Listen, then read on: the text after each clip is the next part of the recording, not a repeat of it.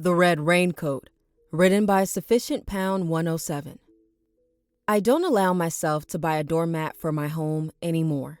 I lived in an apartment complex about 5 years ago, right in the heart of New York City. I was living alone at the time. My family was in Rhode Island, and with me being new to the area, I didn't have many friends to speak of. I moved into Shallow Reed with my backpack and 2 large suitcases. Boxes from home were on the way, but it couldn't be anything too big to not fit in the mail and had to be light enough for me to not go dirt poor in fees. My family helped, but they've already done enough. I was fresh out of college and looking to be an editor. This lifestyle didn't come with the highest hope, just an immature energy that will push your loved ones away from you but will fulfill your personal aspirations. My apartment was small, but fulfilled more than enough. The rooms were clean and the utilities worked. I was stressed, but happy, excited even. The area was, pretty rough. I had to grow a pretty thick skin to not take it personally if someone was calling me something or trying to hassle me. Crossing the street was once stressful, but it's nothing now. The bus station was only down the street and it took me everywhere I needed to go. I didn't take my car with me, so walking and public transport was my way to go. It was about 2 years into my job at a publishing house that I had to leave. I had recently gotten a few shelves, a few wall decorations, and a welcome mat for the entrance to my apartment. It was a tufted mat with a rainbow, and under it was a white lettering of welcome. Something sweet, subtle queer pride, a homey feel. The day of the incident went about as expected. I woke up for work, did what I had to do, and came home. I didn't go out to a club or a bar that night. I liked the nightlife of the city. I had a few people over every now and again, but no one really stuck around. I had a relatively defensive disposition with where I lived. There were a few times that I had to fend off solicitors. I always kept my door locked and bolted. I didn't take any risks, especially when I lived on the first floor. I was pretty pissed off that night, to be honest. The unit above me was blasting music, and the couple in the next room to me was enjoying their relationship just a bit too loudly. It was a little after 8 p.m., and I was watching something on my TV. I didn't really watch a lot of TV shows. I read what I needed from my phone and heard office gossip at work. I did watch the nightly news, though. Got into that habit from my parents. I had to be in the know about literary news, not so much local news. Suddenly, I heard the faintest sound of a knock.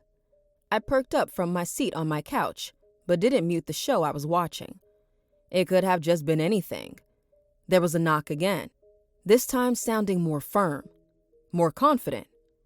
Immediately I stood, some panic starting to rush through me. Who would be knocking on my door at this hour? The police? Maybe a neighbor? I walked over to my door quietly, sneaking up to look through the peephole. The person was looking down at the floor and had a red jacket on, with the hood obscuring their face. They looked small, though, like a child. They nervously shuffled as they waited for me to respond. I cleared my throat and put on my man voice, trying to sound somewhat intimidating. They were knocking at my door after all.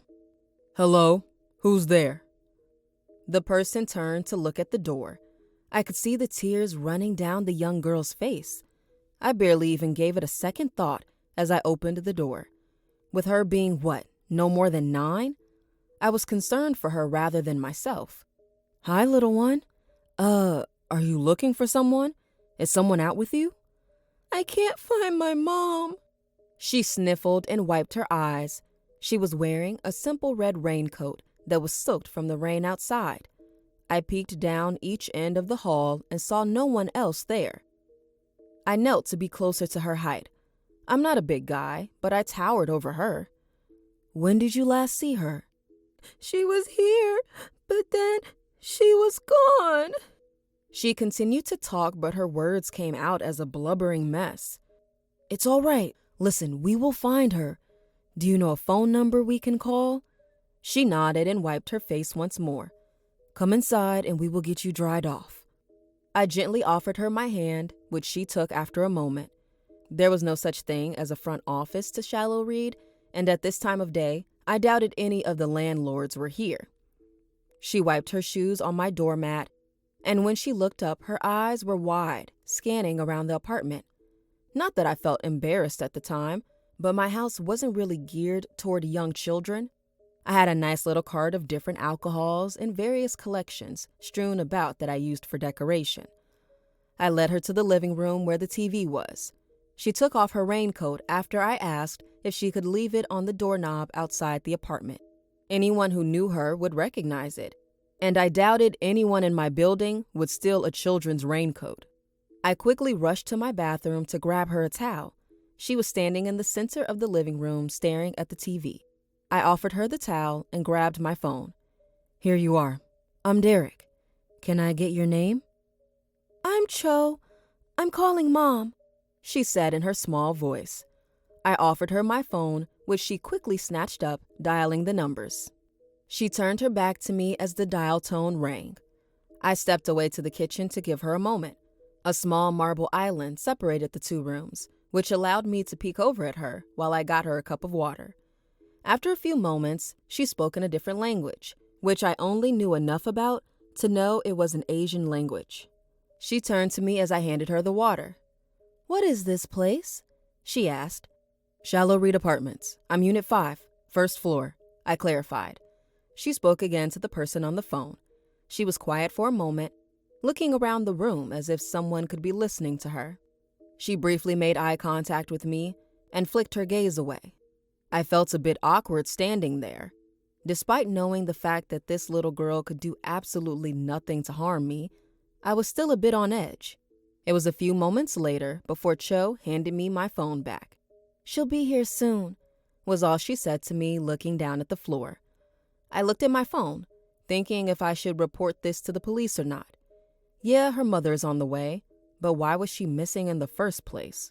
"How come you knocked on my door and not Unit 1? Sorry, the first door in the hall."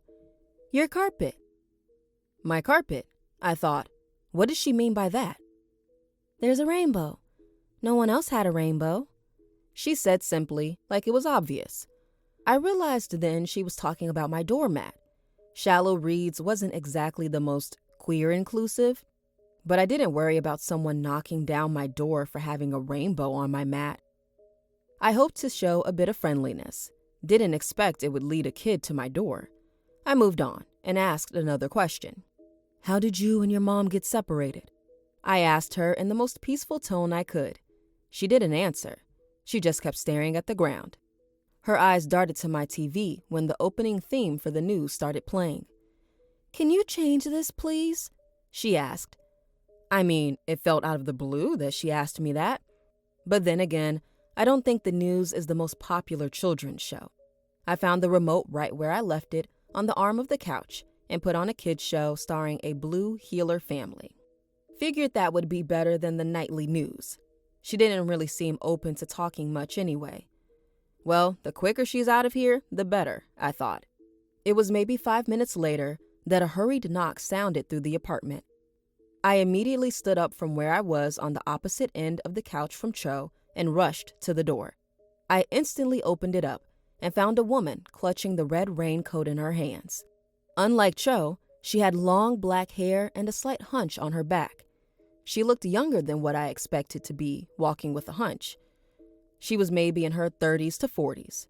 Cho cried behind me, "Mama!" I quickly stepped to the side as the woman moved past me and into my home. I kept the door open, expecting them to be on their way shortly.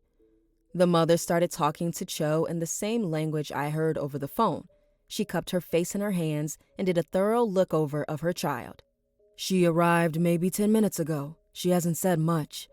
I spoke up, but the mom didn't indicate if she heard me or not. "Would you mind if we use your restroom? She has a cut on her arm that I want to clean," said the mom. "Oh, sure, it's down the hall and to the left. First aid kit is in the closet." I pointed in the direction she had to go. My bedroom was right across from it. She led her daughter to the bathroom, looking a bit too curiously into my bedroom for my liking.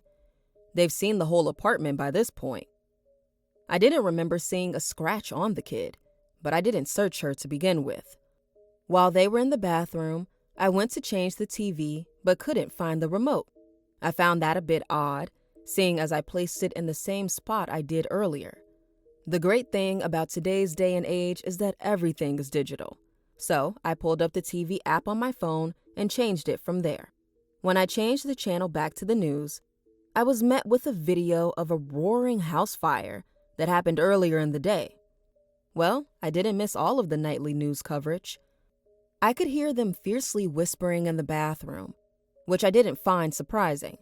I'm sure the mom was giving the kid an earful, but I was under the impression that improper adult supervision was the cause and not the child. But I'm not gonna intervene.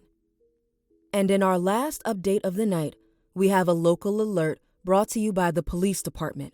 We are on the lookout for a group of individuals wanted for home invasion and homicide.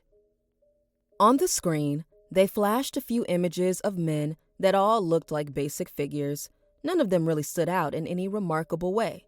They all wore black masks and all had thin figures. They've been breaking into homes and stealing electronics, jewelry, and anything that could be sold off easily. It was what came next that caused my stomach to churn. In their most recent attack, the homeowners had a camera system installed that captured the entire event all on film. On the TV screen, someone was standing in a bright red raincoat. The recording had audio and subtitles to go along with it. "I can't find my mom." I could feel the blood draining from my face. I quickly lowered the TV volume, looking behind me to make sure no one was there. The bathroom light was still on, but the whispering had stopped. I turned back to the screen and they had fast-forwarded the clip. The same woman in my bathroom was there on my screen. I quickly dialed 911 and turned off the TV. I kept my eyes locked on the bathroom as I rushed to the front door. When I was about to reach for the handle, a heavy knock banged against the door. I froze in place, my finger hovering over the call button. From the bathroom, I heard the lady call, "That should be my brother. He's our ride home. Can you tell him we will be right out?" "Sure thing. Let me just turn off the oven," I responded. Panic coursed through me. I slowly locked the door. I even grabbed some mail to make an impromptu doorstop. As I shoved it underneath the door, the person knocked again. I jumped back and tiptoed to my bedroom. They pounded the door again. I held my breath as I passed the bathroom. Neither the girl nor the woman made a sound. I locked my door behind me and called 911. 911, what's your emergency?" "My house is being broken into. It's the people from—" I was interrupted by a sudden slamming. They were breaking down the front door. "They made it into my home," I whispered. I stepped away from the door. "Sir, what is your location?" There were shouts from the men who busted the door down. They were smashing my stuff and God knows what else. I knew my door wouldn't hold long enough for the police to get here. I had to do something now. Without a second thought, I ran to the one window in my room. I heard the woman cry. My doorknob twisted as she did. She was crying for help. She yelled that they would kill her if I didn't help. They would kill her child. I opened the window and pushed the screen out of the frame. The walls shook as someone started to pound on my bedroom door. I stepped out of the frame, only to have a hand grab tightly onto my shirt collar. Someone was standing outside waiting. I dropped my phone as I was pushed to the ground. I could hear the 911 operator yelling through the phone as it dropped, breaking against the small rocks that lined my building. There were hands around my throat before I could even react. The person on top of me dropped all his weight onto my hips, straddling me and keeping me pinned. I struggled in his grip. I didn't even have time to panic. All I could do was react. I'll never forget the look in his eyes, the utter disregard for humanity. I can still see the smile stretched across his lips. I could see myself reflected in the black of his eyes. I tried to knock away his arms, trying to scratch at his face, My head was pounding and my vision getting darker and darker. I couldn't hear him, but I could see him bending closer to my face. Spit hit my cheeks as he laughed just inches from me. I grabbed the ground under me and used the last of my strength to aim for those dark pools. The blood hit my cheek before his laughter turned into screaming. Air rushed into my lungs as the man clutched his eye, or what would be left of it. I could only wiggle away from him as he dislodged the small rock from his eye socket. He pulled out more than just the rock. I finally picked myself up and left the man behind me. I ran. I ran as fast as I possibly could and didn't look back. I ran across the street and started yelling at the top of my lungs for help. There were a few businesses, one of which was a pizza joint that still had its lights on. I ran to their door and yanked it open. I quickly found the lock for the glass door and turned it. The employees immediately started yelling at me, getting ready to defend themselves, I'm sure. I turned to face them and they stopped trying to shoo me away after they saw the dark red handprints around my neck. Everything was a blur of movement from that point on. The pizza place ended up calling the cops, which is where I was able to give them more information. The cop cars took a few minutes to arrive, long enough for me to know that if I didn't go out of my window. By the time they arrived, there wasn't anyone left in my apartment. Even with the officers by my side, I was worried about going in. They had a team come in to try and get samples of anything you could think of. They swabbed the man's blood that got on me and took photos of everything. My apartment was an utter disaster. Whatever they couldn't take, they smashed. The police took me down to the station in order for me to write up a formal report. I told them about Cho and the woman who came to my door. Hours later, they gave me an update. They found a man fitting the description I gave them. He was missing his eye and was dumped in a garbage bin 20 minutes from where I lived. Even after I spent a week in a hotel and another week at a coworker's place, there was no sign of the people who attacked me.